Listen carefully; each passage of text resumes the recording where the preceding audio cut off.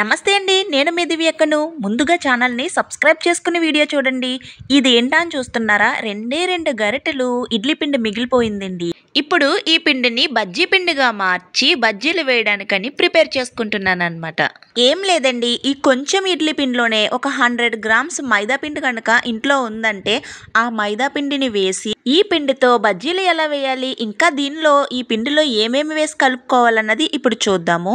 కొంచెం baking powder ఉంటుంది కదా, బేకింగ్ పౌడర్ బేక్ అవడానికి అని చెప్పేసి అది వేసుకున్నానండి. కొంచెం బేకింగ్ పౌడర్ వేసిన తర్వాత తగినంత సాల్ట్ వేసుకుని ఈ పిండిని నేను ముందు రోజు నైట్ ప్రిపేర్ చేసుకుంటున్నాను. అలా అయితే మీకు క్వశ్చన్ రావచ్చు, ముందు రోజు నైట్ ప్రిపేర్ చేసుకున్నప్పుడు సాల్ట్ ముందునే వేసుకోకూడదు కదా అనుకోవచ్చు.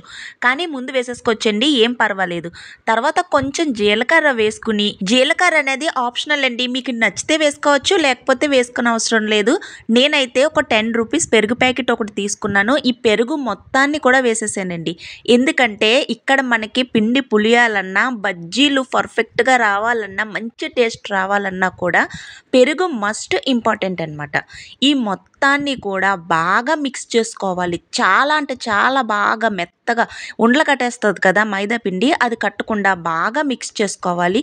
కొంచెం వాటర్ పోసుకోవచ్చండి, మరీ ఎక్కువ పోసుకోకండి, ఎందుకంటే పలుచన అయిపోతుంది పిండిని కాస్త గట్టిగా ఉండేటట్టే కలుపుకోవాలండి. ఎందుకంటే మార్నింగ్కి సాఫ్ట్ అయిపోయి పల్చగా అయిపోతుంది కనుక. వీడియో పెట్టి చాలా రోజులు అయిపోయిందండి. ఈ వీడియోకి మాత్రం మీరు ఖచ్చితంగా లైక్ ఇస్తారని నేను అనుకుంటున్నాను. ప్లీజ్ లైక్ చేసి ఫ్రెండ్స్కి, ఫ్యామిలీ మెంబర్స్కి షేర్ చేసి వీడియోని సబ్స్క్రైబ్ చేసుకోమని చెప్పండి మన ఛానల్ని, ప్లీజ్ అండి. ఇలా ఈ పిండిని ఈ క్వాంటిటీలో కలుపుకుని నైట్ అంతా కూడా ఇలా ఉంచేసామంటే మాత్రం చాలా అంటే చాలా బాగా ఉంటుంది. నేనైతే బజ్జీలు తయారు చేయడం అన్నది ఇదే ఫస్ట్ టైం అండి. ఎందుకంటే బయట అన్నది ఆయిల్ ఎలా ఉంటుందో తెలియట్లేదు. బజ్జీలు కావాలి అని అడిగారు పిల్లలు, సరే అని చెప్పేసి నేను ఇప్పుడు తయారు చేస్తున్నాను అనమాట. ఇక మార్నింగ్ లేచి ఇలాగా డీప్ ఫ్రై ఆయిల్ ఎక్కువ తినకూడదు, కానీ పర్వాలేదు అప్పుడప్పుడు తినొచ్చు. అందుకని ఈ బజ్జీ పిండిలోని ఇంకొంచెం ఉల్లిపాయ బజ్జీ కొంత వేద్దామని చెప్పి ఉల్లిపాయ ముక్కలు కూడా కలుపుకుని ఆయిల్ని బాగా వేడి చేసి, డీప్ ఫ్రైకి సరిపడినంతగా వేడి చేసి బజ్జీలని వేసుకోవడమేనండి. మనకంటే పర్ఫెక్ట్గా రావండి, ఎందుకంటే ఫస్ట్ టైం కదా, నాకు కొంచెం అటు బిటుగా వచ్చినాయి, కానీ చాలా అంటే చాలా టేస్ట్గా ఉన్నాయండి. ఒక్కసారి ఇంట్లో బజ్జీలు ఇలా ట్రై చేసి చూడండి, ఇంకా బయట బజ్జీలు తినాలనే థాటే మనకు ఉండదన్నమాట. అంత పర్ఫెక్ట్గా, అంత టేస్టీగా వచ్చినాయి. ఎలా వచ్చినాయి అన్నది మీరు ఒక్కసారి ట్రై చేసి చూస్తేనే తెలుస్తుందండి. ఈ ప్రాసెస్లో చేశారంటే మాత్రం సూపర్ ఉంటుంది.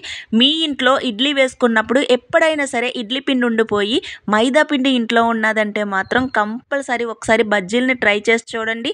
ఇక పల్లీ చట్నీతో ఈ బజ్జీలని తింటుంటే ఉంటుంది మరి సూపర్ అనమాట.